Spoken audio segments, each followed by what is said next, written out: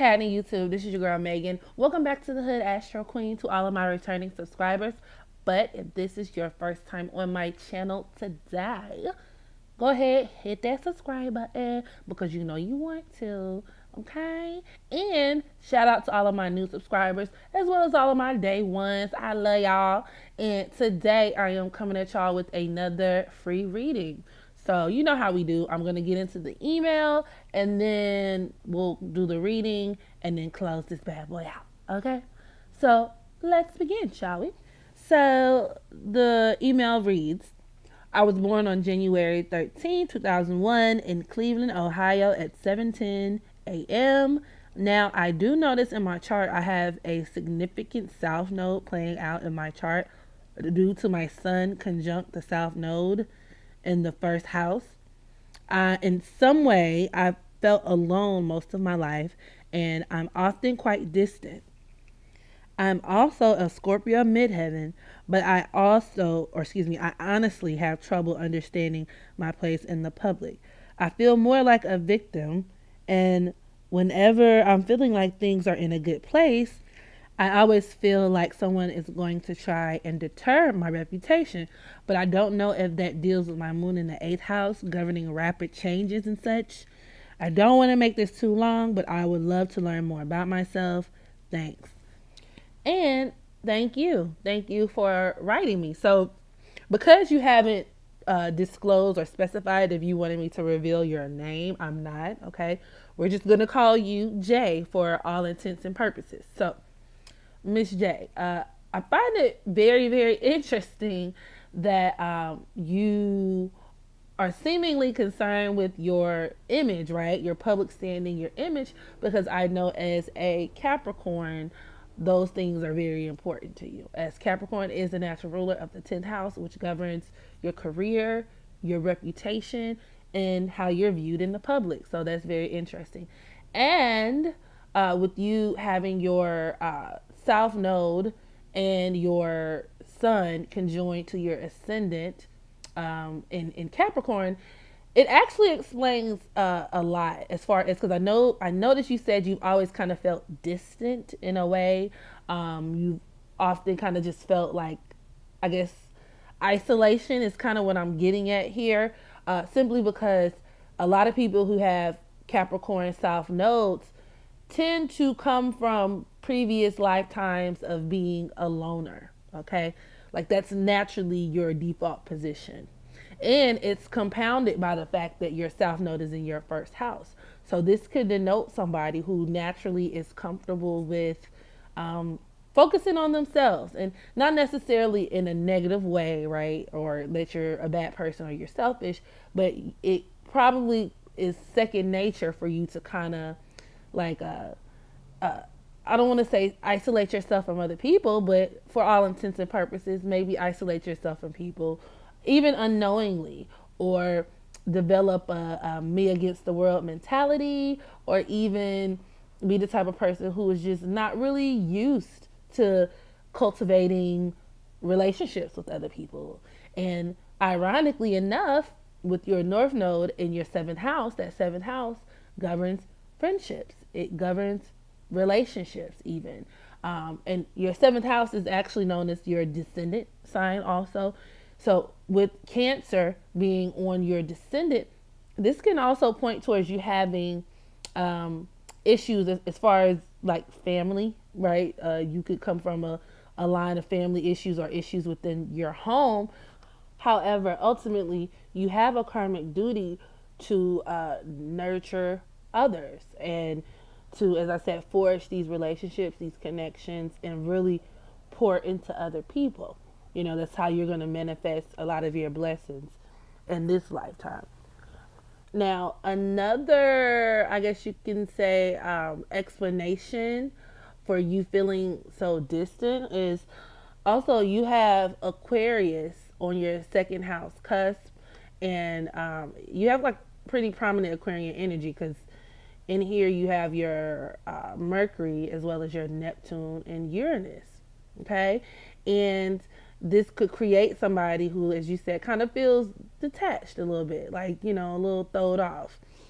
And but at the core, because Aquarius is a natural ruler of the 11th house, you probably do crave um, companionship, or at least crave friendship and connections to other people, and how you view, or how you are viewed in public and amongst your peers and your collective society, probably really is important to you.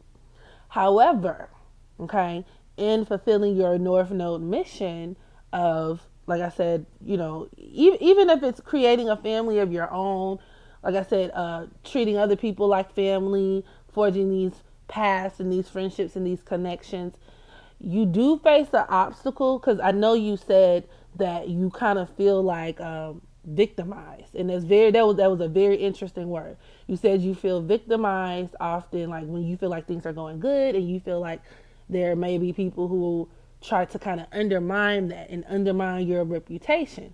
So interestingly enough, I'm using the whole house system, by the way. So with you being a Capricorn ascendant, your midheaven actually falls in the 11th house, or in your 11th house of Scorpio, okay? And your midheaven is conjoined to Mars. And as I stated, that 11th house is the natural rule, is naturally ruled by Aquarius, but it deals with friendships and organizations. So this could point towards you having friends, or you growing up to have very powerful friends, very powerful associations with people. However, with it's squaring all of your Aquarius planet. So squaring your Mercury, it's squaring your Neptune and Uranus. This can deal with you like pretty much like facing slander, betrayal, even if you like pissed the wrong people off in your friendship circle. And it could even deal with you, or point towards you dealing with just fake people, straight up fake people, people who misrepresent themselves, people who, I mean, just straight up lie, to be quite honest. There could be lies that come out about you. Especially, I would strongly advise you to safeguard like certain things about your life, like your secrets and personal information, especially as it pertains to the internet, okay? Because Uranus, Aquarius, 11th house, all of that deals with technology and the internet. So, yeah, and that's not to say that everybody is out to get you, but I can completely understand how you would feel that way.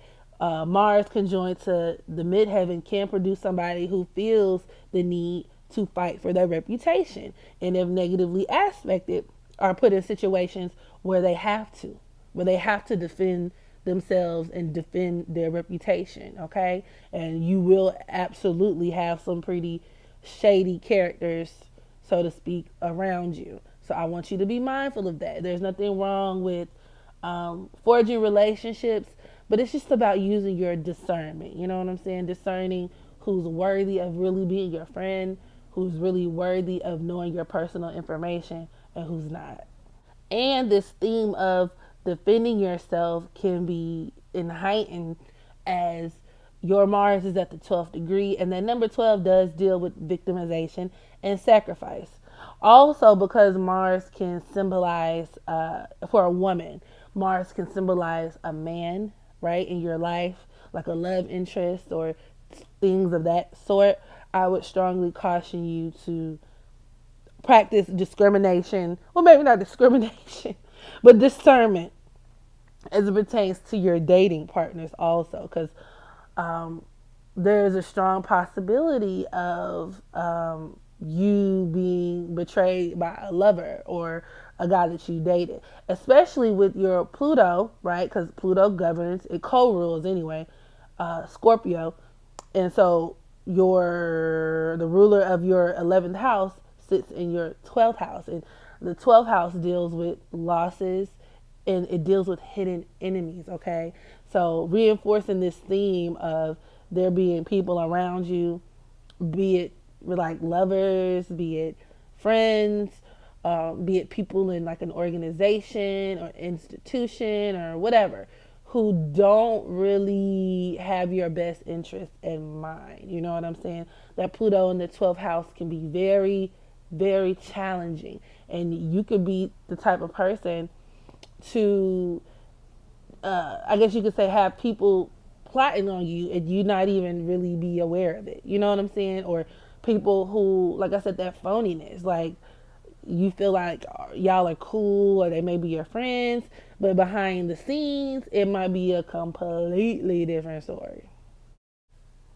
And your Mars squaring Uranus, that just aspect altogether just deals with somebody who tends to be very controversial. You might be a very quirky person, you might have different interests, or you just might tend to come across as somebody who just marches to the beat of your own drum too. Especially with that strong Aquarius energy. That's what I'm getting, which kind of ties into this whole theme of you feeling like a loner, an outsider, that South Node Capricorn thing going on. But yeah, so just be mindful of that. Be mindful of that because it can come with controversy. It can come with scandal, or just people looking at you as like a rebel or a troublemaker, or whatever, things of that nature. And then finally, your Venus is forming a trine to your Mars, which deals with you having issues with women. Okay, so this could be issues with like girlfriends, you know what I'm saying? Like a lot of petty betty drama, this, that, or the third. So as far as you saying, like, you feeling like there are people trying to undermine your reputation, so to speak, or your standing in the public, that can also have a lot to do with that. Okay, and then with your Venus being in Pisces, this could, because Pisces, there's this theme of victimization, right? This reoccurring theme of victimization that comes along with Pisces. So yeah. Just be mindful. Just be mindful of that. There's nothing wrong with reaching out and establishing relationships with other people. Just be cautious of that. And then I noticed you said that I don't know what site you used or like how you calculated this, but you said that your moon was in the 8th house. But like I said, I usually use the whole house system. And for me, with you being a Capricorn ascendant, your moon is actually in the 9th house. Okay, Virgo is on your 9th house cusp, with your 8th house actually being in the sign of Leo. Okay, so there's that. However, it's worth noting that with Leo governing your 8th house, Leo is naturally ruled by the sun. Okay, so your 8th house chart, or your 8th house ruler, is sitting in your 1st house, right, with your sun and your ascendant. And this right here, this dynamic can deal with somebody who undergoes lots of changes to their identity, and maybe that's what you were referring to when you thought your moon was in the 8th house, like, rapid cycles, rapid changes. But this can denote somebody who goes through lots of ups and downs as far as their ego, right? And their identity and their standing in the world. So you're going to go through phases where you feel like a complete social outcast. But then you're going to go through phases where it's not that bad, okay? So, but ultimately, your goal is to create a sense of family and network and friendship amongst those who genuinely fuck with you. You know what I'm saying? And that's going to be the battle.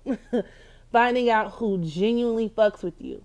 And then not only that, not using your isolationist kind of tendencies and inclinations to get in your own way. Okay, because you could subconsciously be moving about in a way that you're kind of sabotaging your own relationships with people, and unknowingly cause situations for yourself. So just be mindful of that, and I feel like it'll work out for you. So with that being said, this concludes my free reading for today. If you have questions, baby, you feel free to email me. And I'll get with you on that. And for the rest of you guys listening, if you made it to the end of this video, thank you. And if you haven't already, hit that like button and subscribe, okay? And as always, make sure you practice unconditional self-love so that you can love others. And until next time, out.